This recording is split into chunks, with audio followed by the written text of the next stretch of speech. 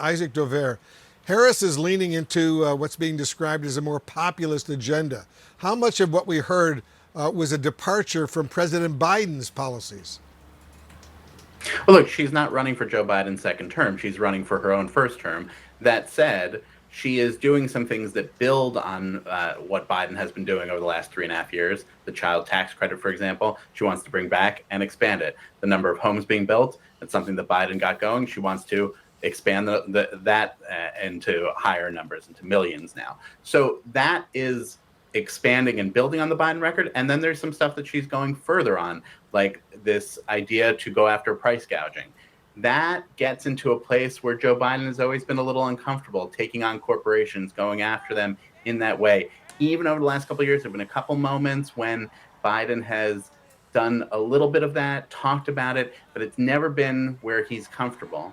And Harris clearly feels like she is comfortable there and feels like that is the right way to talk about the pain that people are still feeling in making their dollars stretch amid what is overall a strong economy by all the measures that Joe Biden often likes to talk about himself. It's interesting, Van Jones. A recent New York Times Siena poll showed 53% of Americans say Trump would do a better job with the economy compared to just 44% for Harris. Do you think Harris's newly unveiled policies will help her with voters? I think so. And honestly, I think, thank goodness we're finally hearing from a Democrat aggressively on the price gouging.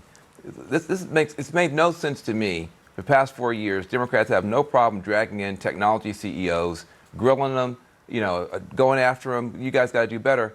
But most Americans don't have a problem with technology CEOs. It's these grocery stores ripping people off. The big grocers, there's no reason in the world for food prices to be this high. All the supply chain stuff has worked itself out long ago. They are just ripping people off every day.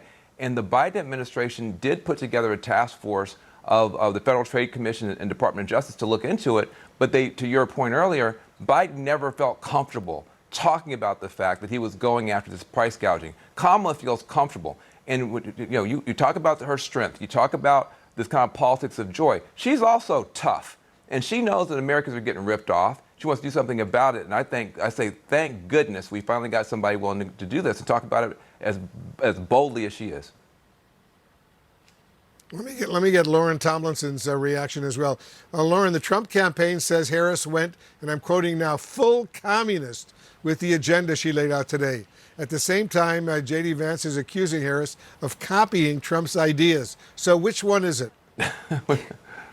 I think what strikes me the most about this is that we finally have a very easy comparison of Republican and Democratic policies and approach to the economy. You have free market principles where we want to increase supply, lower the cost of businesses doing business so they can lower prices and pass that on to the consumers, versus government insertion and artificial stimulation into the economy, which is where we are now, where we've flooded the market with all of these artificial stimulus. Harris's plan sounds great, but it's kind of like crack. It's going to feel good for a little bit, but it's still going to result in high inflation in all of these issues that we have right now with the economy. And so, I lean towards, Trump's communist leanings on his framing.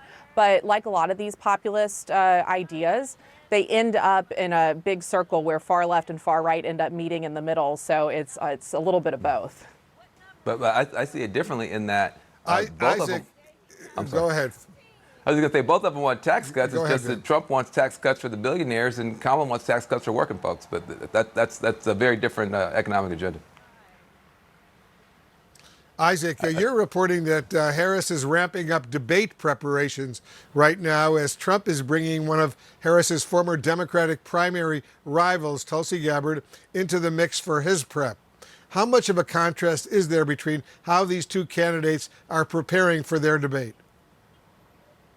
Well, Harris has been preparing for her debate actually since before the Biden-Trump debate, and obviously before then, she knew that she would be having a presidential debate. This has been getting her ramped up, prepared to what was supposed to be a sort of new look in the eyes of American voters as the running mate, now with much higher stakes on her. And as she's been developing things like these economic plans that she rolled out today. And as she was going through the running mate vetting process to get Tim Walz to be her choice, she has also continued to meet with advisors. And now they've moved into the sort of mock debate phase of this, where they've got Philippe Brains, who is a Hillary Clinton aide, who played Donald Trump in the mock debates in 2016, now back in action doing that, and really starting to run through what this would look like, all leading up to that September 10th debate that we know we're going to have over on ABC.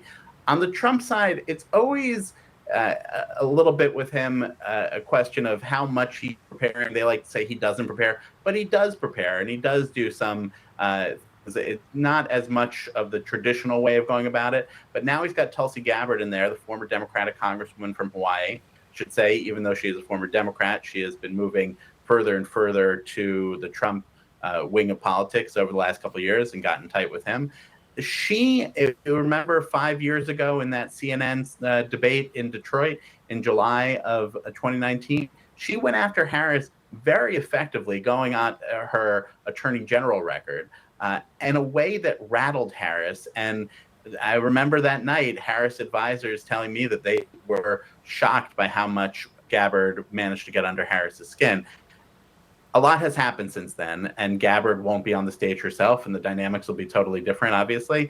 But Trump drawing Gabbard in and trying to go for that same kind of response seems like a key way that he's hoping to affect the dynamics himself as this goes forward.